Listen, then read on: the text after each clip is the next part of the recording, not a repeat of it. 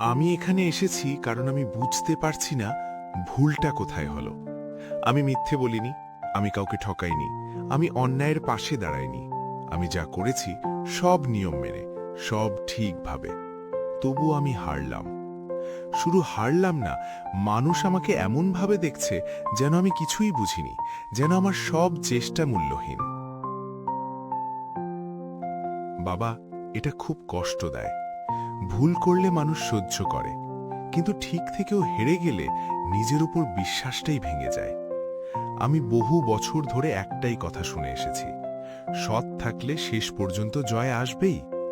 আমি সেই কথাই বিশ্বাস করেছি। আমি সৎ ছিলাম, আমি নিয়ম ভাঙিনি, আমি কারো ক্ষতি করিনি। কিন্তু যাদের আমি বিশ্বাস করেছিলাম তারা আমাকে ছাড়িয়ে এগিয়ে গেল।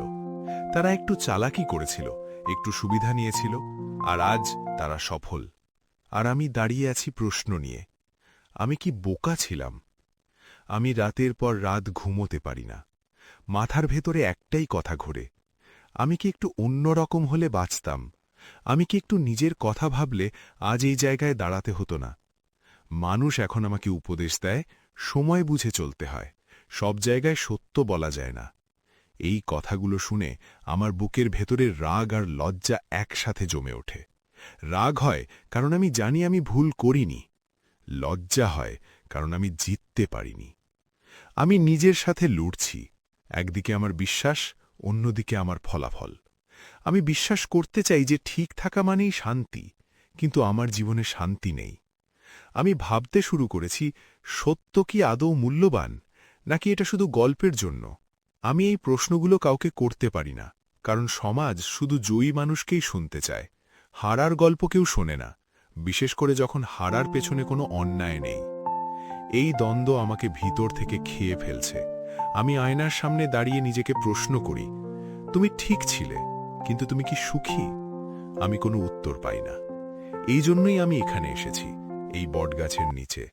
কারণ আমি শুনেছি এখানে জয় আর হার আলাদা করে দেখা হয় না, এখানে শুধু বোঝা হয়। তুমি বলছো তুমি ঠিক ছিলে, তবুও হারলে। কিন্তু শোনো, গীতা কখনো বলেনি ঠিক থাকলেই জয় আসবে। গীতা বলেছে আসক্তি ছাড়লে মুক্তি আসে। তুমি ঠিক ছিলে, কিন্তু তুমি জয়ের সাথে নিজেকে বেঁধে ফেলেছিলে। তুমি ভাবছিলে ফল তোমার প্রাপ্য। এই ভাবনাটাই তোমাকে কষ্ট দিচ্ছে। কৃষ্ণ বলেছেন কর্ম করো, কিন্তু কর্মের ফলকে নিজের পরিচয় বানিও না। তুমি ঠিক কাজ করেছিলে, কিন্তু তুমি আশা করেছিলে সেই কাজ তোমাকে সম্মান দেবে, নিরাপত্তা দেবে, স্বীকৃতি দেবে। যখন সেটা এলো না, তখন তোমার বিশ্বাস ভেঙে গেল।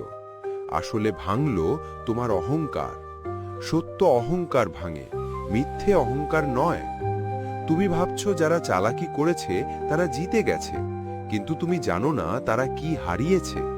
যে মানুষ ফলের জন্যে নিয়ম ভাঙে, সে নিজের ভিতরে শান্তি হারায়।